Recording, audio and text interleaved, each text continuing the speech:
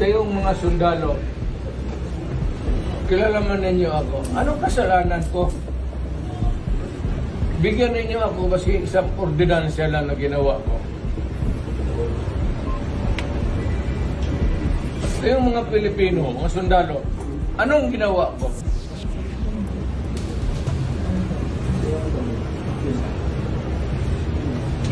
Pitanungin ko kayo. Saan galing ang demanda? Sa Amerikano. O tatapos ganunin ninyo yun. Sir, will press the top po yung proper phone.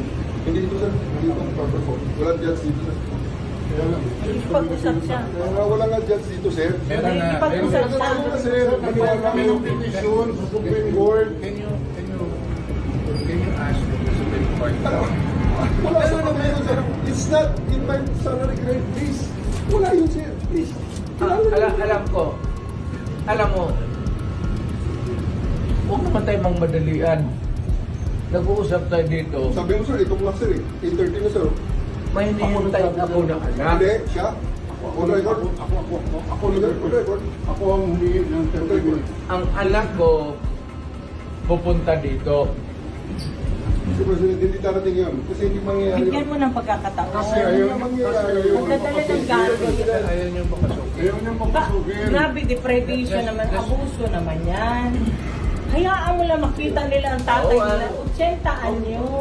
Kung gano'n, okay lang. Kung hindi niyo papasukin, make it clear. Yes sir, hindi papasukin sir. Hindi ninyo, ikaw, Yes sir. hindi mo Upon my orders. hindi mo pinapasok. Yes sir, upon my orders sir. Ang sabi ko, ang abogado ko, ang anak ko na babae. They can visit you at your detention center sir. Sige sir. Para tapusin tayo. Paano mo na lang? Mapapagod na si Presidente, ma'am. Paniwala kayo. Dalawa lang yun eh. Baka naman kayo sa Presidente. Hindi yan. Dalawa. Napapagod din. Hayaan Sa mo matalang lang. magpahinga na siya. Hintayin na lang ninyo yung request. Hintayin ninyo ano. Hindi na mangyayari sir.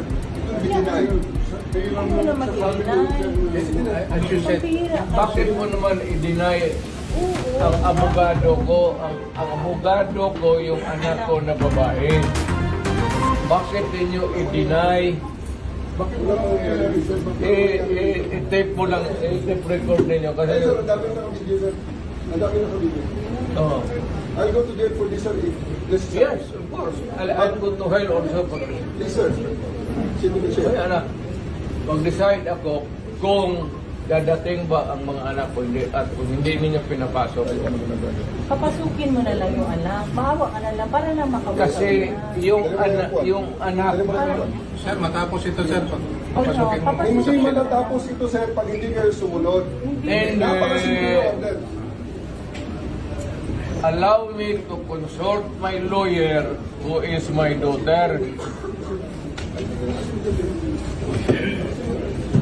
Ano ginawa ko? Nakatayo na ako dito sa unit lang ako dito. Papasok natin ang... Ano ginawa ko? Nakatayo na ako dito. Sir. Bitawan mo ako. Ayaw mo na. Ayaw sir. Bitawan mo na ako. Artist ako. Bitawan mo ako. You have the right to remain silent. Everything you say can and will be used against you in the court of law. You have the right for an attorney. If you cannot afford an attorney will be accorded to you.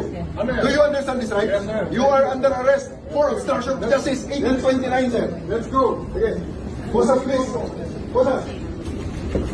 Bosas. Bosas. Dali! Dali! Bosas! Dali! Hintayin niyo yung anak. Hintayin niyo yung anak.